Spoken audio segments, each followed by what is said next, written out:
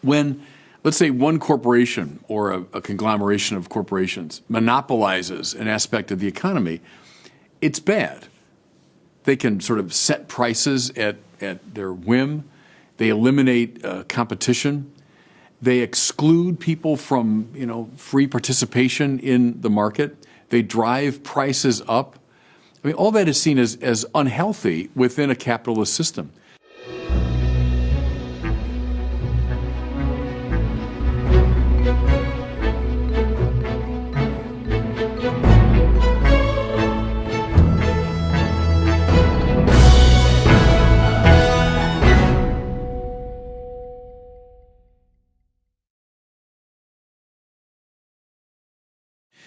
A feature of Catholic social teaching that I think is often overlooked or at least misunderstood is a certain animus against the concentration of power within a society. Catholic social teaching wants power distributed as widely as possible, which seems fairer and actually more efficient. Now, we can see it maybe most readily in the economic order, but this obtains too in the political order and the cultural order. Hyper-concentrations of power, Catholic social teaching thinks is a bad thing.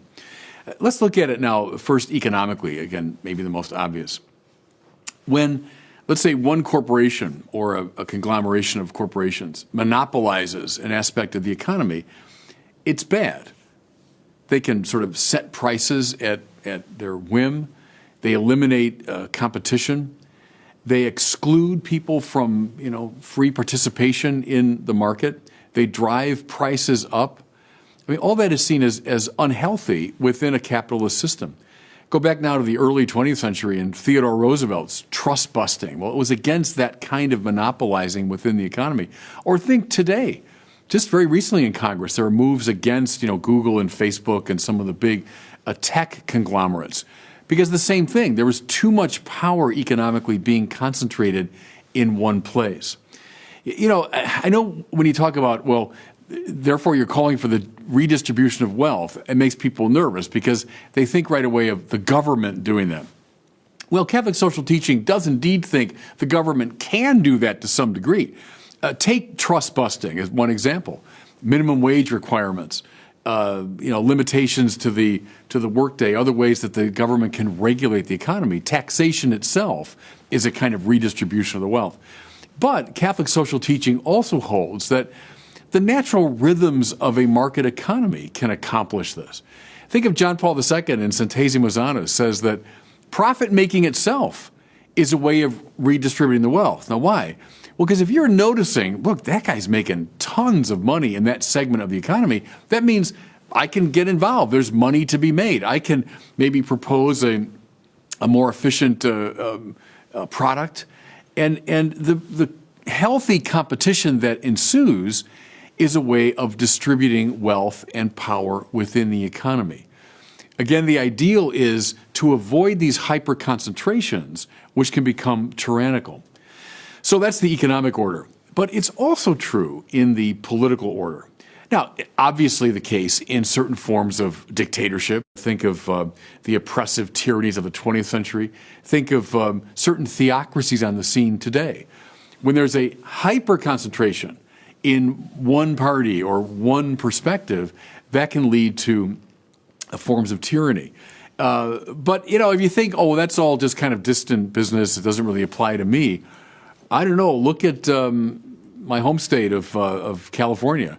Try running as a pro-life politician in California or Illinois or Massachusetts. I think you'll see what the hyper-concentration of political power looks like. When there's a state or city that's been governed by one party for decades, that's almost a formula for political corruption.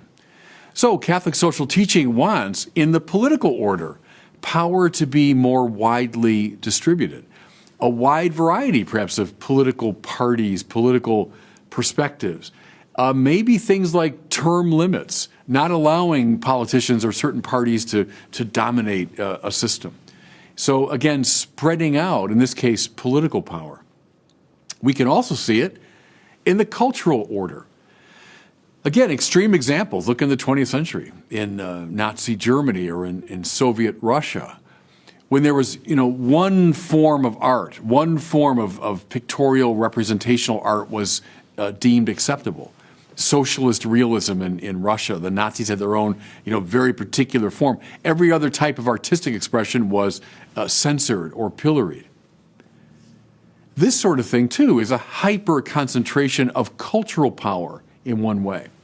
Now, again, lest you feel like, oh, well, those are weird things that happened far away and long ago. I don't know. Look at Hollywood today. Look at the TV shows and movies, very often coming out of a very singular and restricted ideological perspective. Is there one type of art, in other words, one ideological aesthetic perspective that's seen as legitimate? Well, that excludes all sorts of people from participating in the cultural realm. It's a hyper-concentration of power. Catholic social teaching is against this sort of thing. It wants power, economic, political, cultural, to be widely distributed. Again, it doesn't mean this has to happen through state diktat. There's all kinds of means by which this sort of distribution can occur. And in fact, one of the most basic forms of justice affirmed by Catholic social teaching is called distributive justice.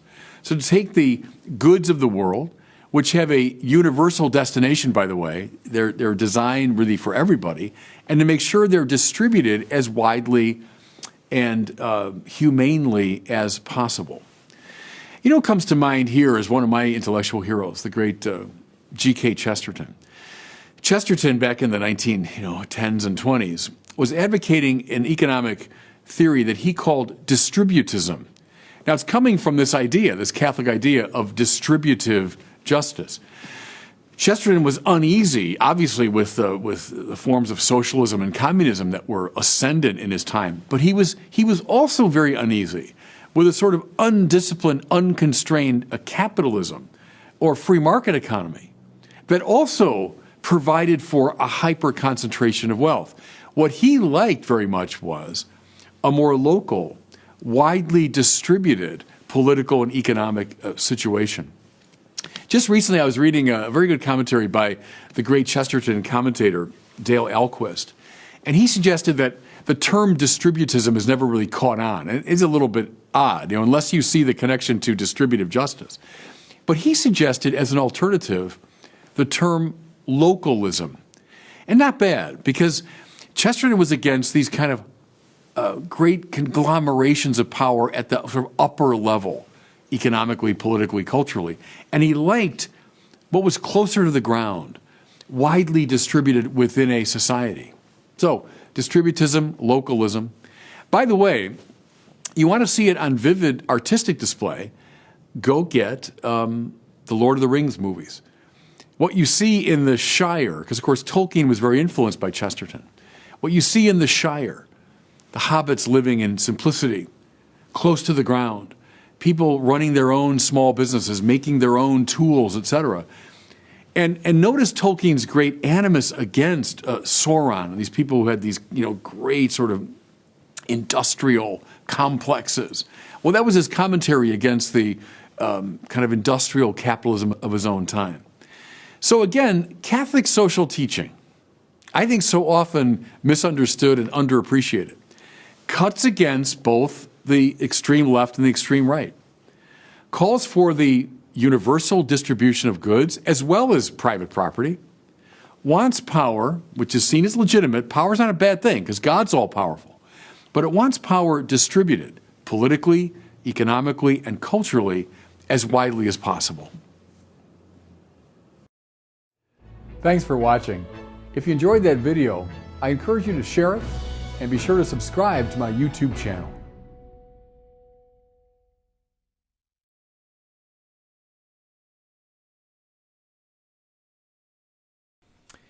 Hey everybody, it's Bishop Barron. The great season of Lent is coming up, and the church asks us to do three great things: to pray, to fast, and to give alms. And very often, Lent comes and goes, and we say, well, I didn't really do enough. Can I make one suggestion under that rubric of prayer? And that's to use this little book that Word on Fire is putting out, these Lenten Gospel Reflections.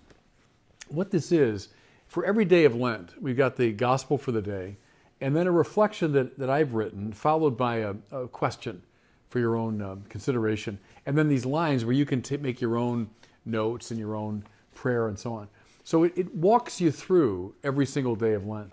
Then something new, though, in the back, we have my reflections on the Stations of the Cross. So for each station, I've got a fairly substantial reflection that would help you pray your way through the stations, which is also a great way to pray during Lent. So can I encourage you, pick up one of these books, and I might encourage you, look, they're small, they're inexpensive. Get a couple for your family. Maybe for kids who have fallen away from the church. Maybe for friends that you know are Catholic, but they've not been, going to church. It might be a good way to bring them back. And God bless you.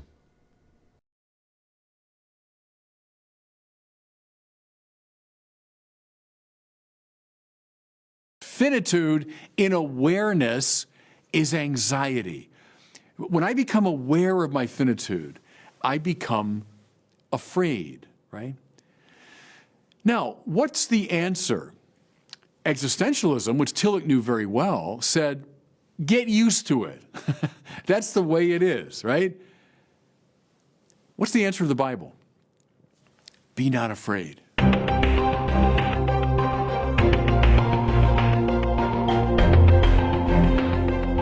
Welcome back to the Word on Fire show. I'm Brandon Vaught, the Senior Content Director here at Word on Fire Catholic Ministries. Today we're going to look back and discuss the most searched Bible verse of 2020, and I'm guessing it's not what you expect. We're also going to look at how Jesus helps us respond to our fears and how to conquer some of the fears many of us share moving into the new year in 2021 with a lot of chaos, confusion, and lack of clarity with the COVID virus and many other problems we're struggling with. Before we get there, Bishop Barron, good to see you, and welcome to this second video here in the new year of 2021. Hey, Brandon, good to see you as always. I sent you this website result survey of a YouVersion Bible app study. So YouVersion is the most popular Bible app in the world. I think they're on, 100 million phones around the world. And they track all sorts of analytics of what Bible verses people are reading, what they're searching, what they're highlighting. Notably, they saw an increase by 80% in 2020 with nearly 600 million worldwide users, views, I think it is. So first of all, before we get into the most popular verses, it seems like more people are searching the Bible than ever before, at least online. What do you make of that? Is that, I'm assuming, an exciting discovery for Catholics like us? Yeah, I'm glad to hear that. And, again, the internet makes this stuff accessible in a way it wasn't before. So I'm delighted to hear that, actually. And if it took, in some ways, the crisis of 2020 to bring people back to the Scripture, well, okay, it's often gone that way in history, hasn't it? During times of difficulty, people turn to the Word of God. So, 3 cheers for the internet and for social media in that way. I think in most years, the most popular verse on YouVersion is either John 3:16, for God so loved the world, gave his only begotten Son, or I think we did an episode last year covering last year's most popular verse, which was the one from Jeremiah where it says, God's got plans for you to prosper and succeed and all that. But this year, there was an unexpected contender. The number one most read Bible verse on YouVersion in 2020 was Isaiah 41:10. I'm going to read it for you. So do not fear, for I am with you. Do not be dismayed, for I am your God. I will strengthen you and help you. I will uphold you with my righteous right hand. That verse was not only the most searched verse of 2020, but the most read and the most bookmarked. People wanted to come back to it again and again. What do you think about that verse being number one? Are you surprised? No. 2020 was a terrible year, wasn't it? And stirred up a lot of our anxieties. The psychologists in the 20th century talked about existential anxiety. So I might be afraid of something right in front of me. There's a particular threat. But then underneath all the particular threats, and often precipitated by a number of particular threats, there's this deep level fear, this existential anxiety, which is born of our finitude. And a year like 2020, when, let's face it, hundreds of thousands of our fellow citizens are dying from this disease. All of us are locked in. We can't see each other. That's going to stir up some deep level fears. And you could argue, Brandon, that the Bible is a response to fear. Perfect love, and that's what God is, casts out not hate, says the Bible, but fear. And so in some ways, that's the primordial struggle between fear and love. So I'm not surprised, A, that 2020 kicked up that fear, and that B, people turn to the Bible to find an answer precisely to this spiritual problem. So those first few words of the Isaiah verse, do not fear. For us Catholics, they obviously call to mind the great Pope St. John Paul II, who made that one of his major themes and commendations of his papacy. Can you talk about what these words meant for John Paul and why you think he considered them so important? Well, what's amazing about John Paul there is you could say, well, yeah, any Christian will claim a phrase like, do not be afraid. And, is that a nice pious thing to say? But when you remember that young Karl Wojtyła endured first the horrific oppression of the Nazis. So his hometown of Krakow is overwhelmed. The country is held captive. People being murdered right and left. The Auschwitz concentration camp is about a 35-minute drive from where John Paul II lived at the time. Then, when the Nazis are finished, we then have the communists come in with maybe a slightly less oppressive form of dictatorship. Murderous regime. John Paul II, as a young man, experienced the very worst of humanity, and that's not an exaggeration. The 20th century, arguably the worst on record in terms of destructiveness, moral collapse. And John Paul II lived in Poland, which is right where the pincer movement of these two deeply dysfunctional ideologies, Nazism from the West, communism from the East, met. And so here's someone coming of age in that maelstrom. And yet, when he comes of age and he's elected Pope, he can say, do not be afraid. If anyone in the 20th century had a right to say, be afraid, it would have been Karl Wojtyła, right? Like, look, everybody, take the route of Jean-Paul Sartre or of Albert Camus or of, the existentialists. And yeah, life is absurd. And of course, we're afraid all the time. That he of all people could say, do not be afraid, witnesses to his Christian faith. Because finally, it's only Christianity which proclaims God's own journey into the heart of what frightens us the most. It's only that gives us the capacity to say, do not be afraid, even in the face of the worst suffering. So that makes John Paul a very intriguing figure in the 20th century. When you read the Old Testament, you'll see reiterated again and again, don't be afraid, have no fear, don't worry, don't be anxious. And then at sort of the pivotal hinge between the Old Covenant and the New Covenant, when the angel Gabriel comes to Mary, he tells her, do not be afraid. And then we see Jesus picking up that thread throughout the rest of the New Testament. Talk about why this is so central to salvation history. Why do you think God keeps having to remind his people, don't be afraid, don't be afraid, don't be afraid? Well, I'll go back to the Protestant theologian Paul Tillich, whom I studied when I was doing my doctoral work quite a bit. Tillich, who came of age in the First World War. So he was a chaplain during World War I. He endured the worst of that horrific war. So the overture of the great demonic opera that was much of the 20th century was the First World War, right? It was a weekend's work in World War I to kill 50 or 60,000 people. Paul Tillich was there as a chaplain, trying to proclaim the Christian gospel in that setting. He reflects on presiding over a mass burial of thousands of these young men who have been killed.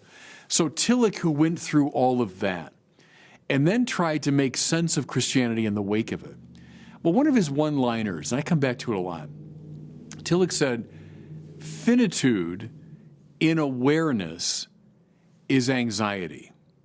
It's an interesting line. Those three beats. Finitude in awareness is anxiety. In other words, to be finite and to know it is to be afraid, right? So Tillich says, for example, there are four great qualities or marks of finitude: time, space, causality, and substance. I'll just say something. I know that sounds very abstract. They're not, though. As a finite person, I live in time. You live in time. We all do. Does that produce anxiety? Yes. Because where's time going? Well, it's just going in one direction, right? I'm not getting any younger, as we say. I'm getting older. Time is always moving forward toward what? And he would have been following Heidegger here. Sein zum Tode, as Heidegger said, being toward death. Because we exist in time, we're heading toward death. And there's nothing we can do to stop it, right? Therefore, to live in time is to live in anxiety. Secondly, Tillich says, we live in space. We're spatial beings. We live in a particular place. Does that produce anxiety? Yes. And now I can witness to this, having moved out to California a few years ago. What did I experience here?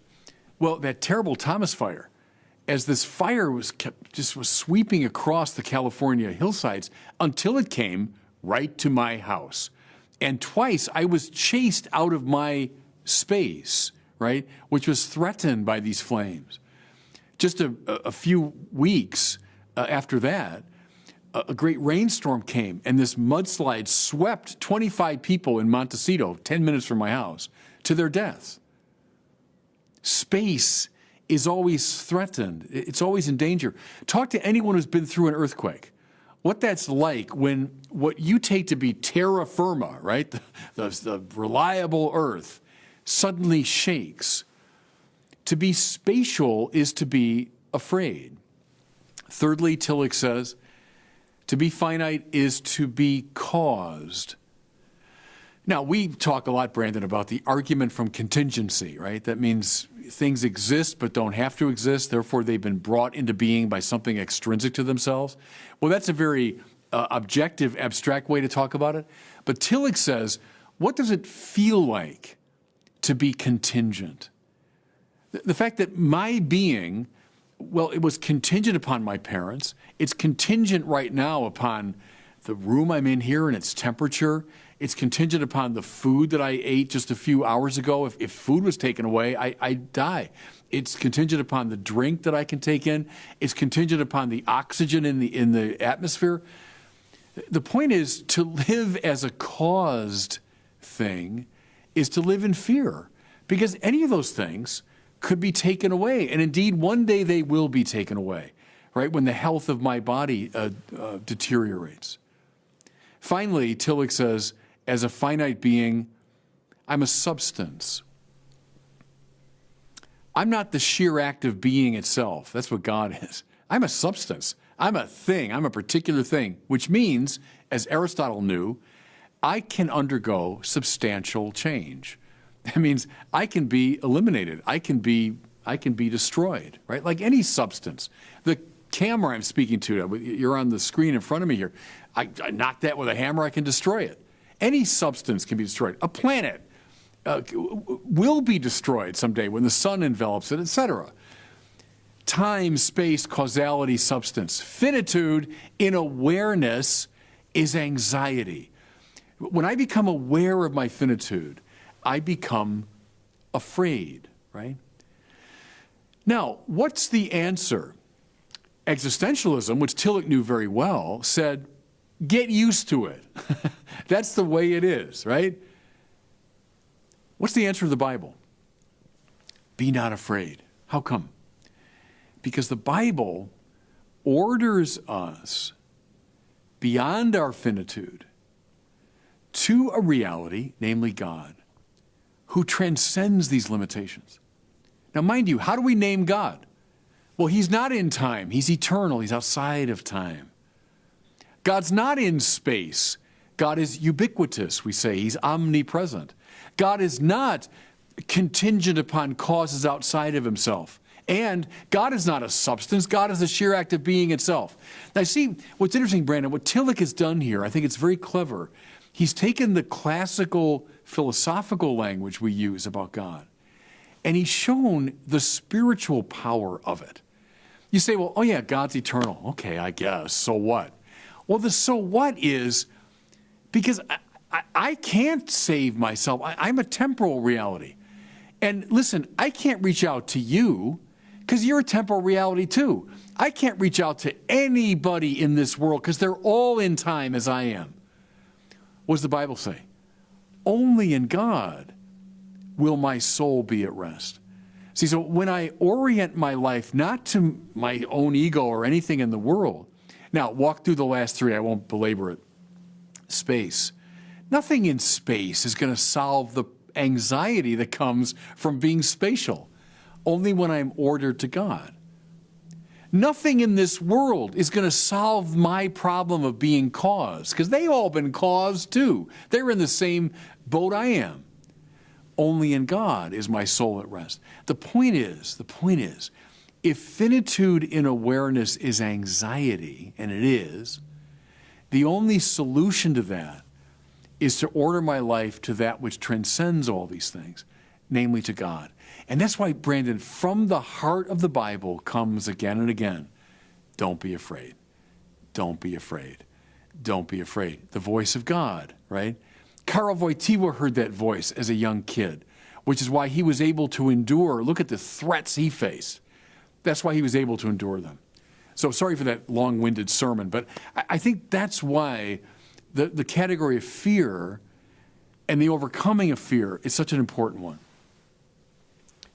Let's talk about the relationship between fear and love. You alluded to that verse earlier from 1 John 4:18. You'll hear it at weddings fairly often, that there is no fear in love, but perfect love casts out fear. How's this work? Where's fear come from? It comes from a focusing in on my own finitude, right? What's love? Love is overcoming the incurvatus in se move. And mind you, Tillich was deeply indebted to Augustine. That was his favorite theologian. And the more I'm incurvatus in me, I'm caved in on myself, the more afraid I'm going to be. Love is always this extroverted move. It's the move outside. And the trajectory of love is in the direction of God, who is love, see? Which is why perfect love, God, casts out all fear. See, and if that's right, Brandon, it's interesting. Is fear at the root of all sin? And I think you could say yes, even prior to pride. See, because what does fear do? I'm afraid, and so I cling defensively. I'm afraid, and so I lash out at you. See, we're all sinners, right? Analyze your sin in terms of fear. And it can be very illuminating. Why am I doing these things that I know are bad? I know they're self-destructive. I think if you are honest and you look deeply enough, you're going to find at the bottom of your sin something like fear. Well, perfect love, I live my life now in God, casts out that fear.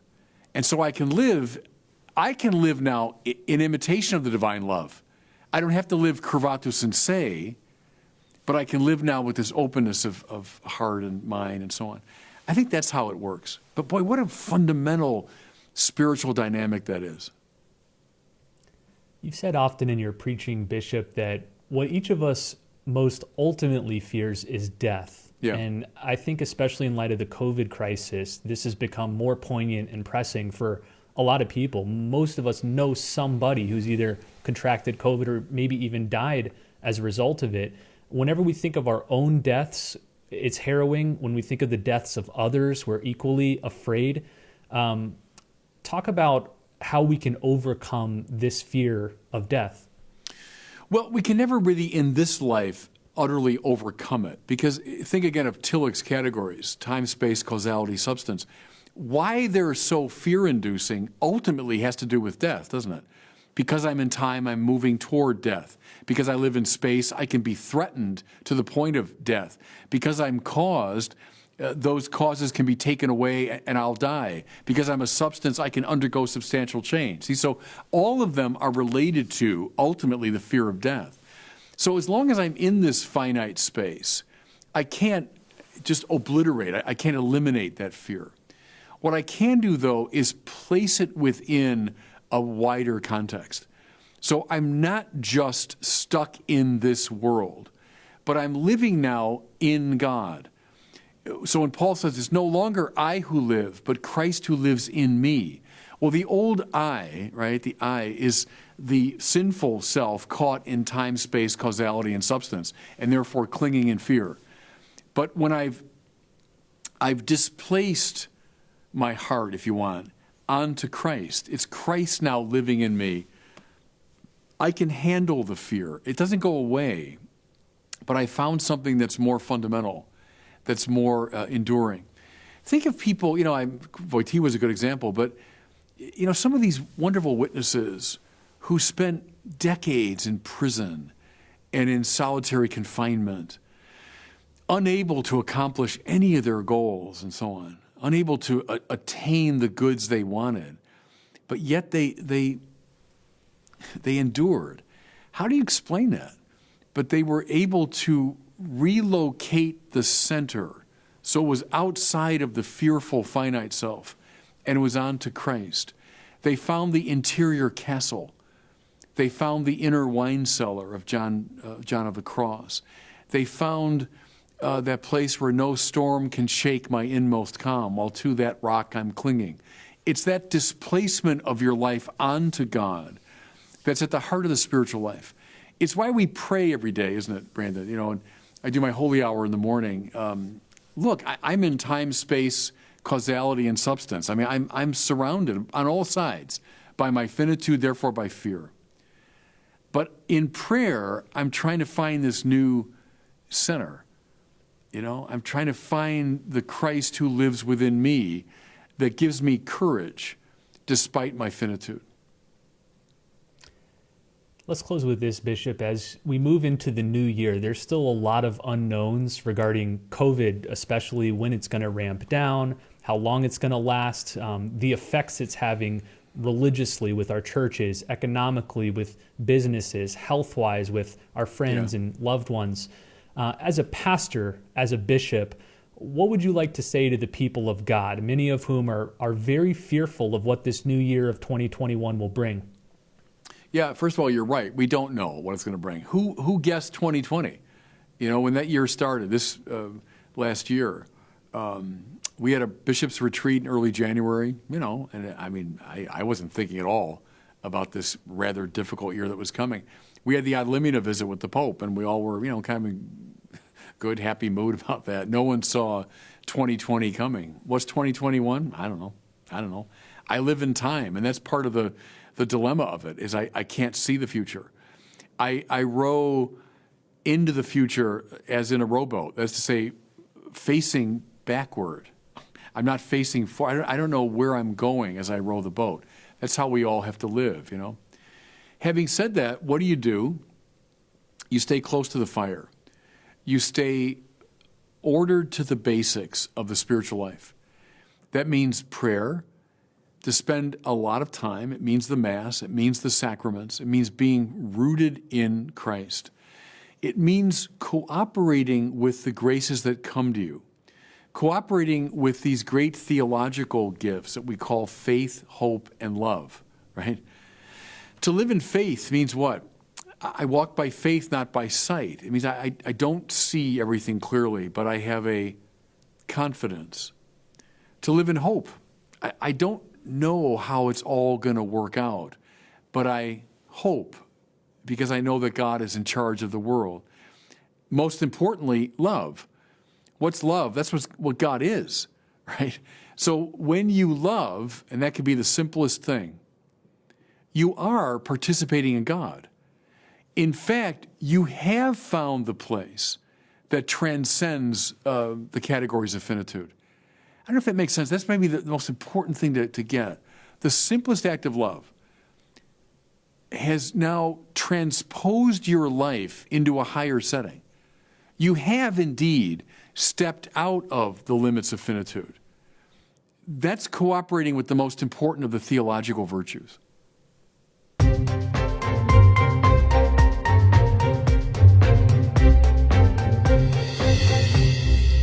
Well, it's time now for one of our questions from our listeners. You can send in any question you have for Bishop Barron by visiting the website askbishopbarron.com.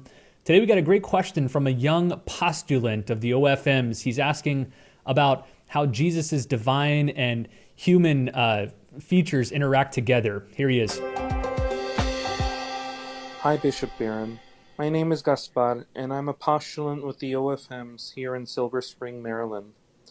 My question is, when Jesus took on a human nature, was he also subject to things like doubt or ignorance? Thank you, and God bless. Yeah, thanks for that question. And when I was teaching theology, that question would come up a lot, and it's come up in the great tradition. Notice something, please, that when the church talks about Jesus' identity, it hardly ever psychologizes about him. It uses metaphysical language.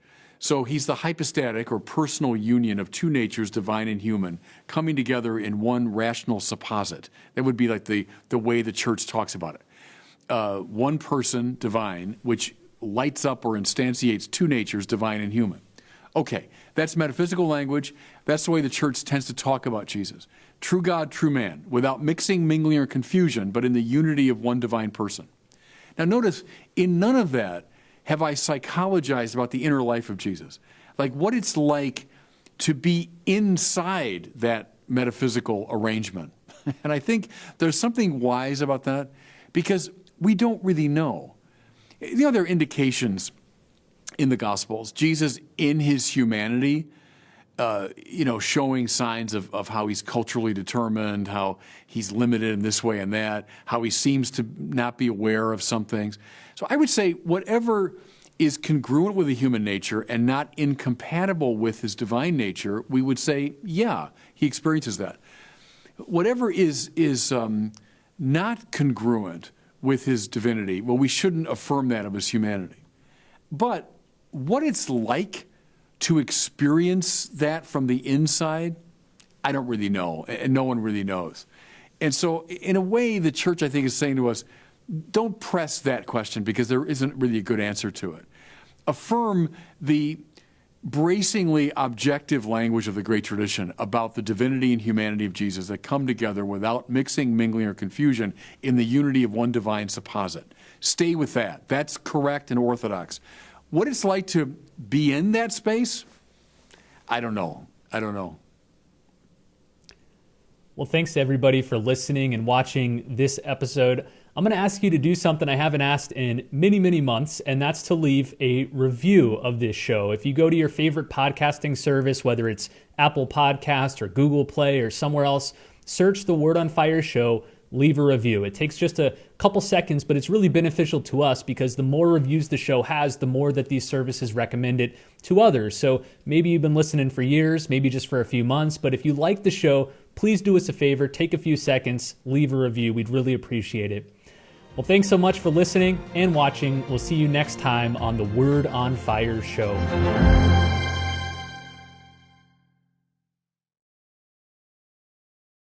Thanks for watching. If you enjoyed that video, I encourage you to share it and be sure to subscribe to my YouTube channel.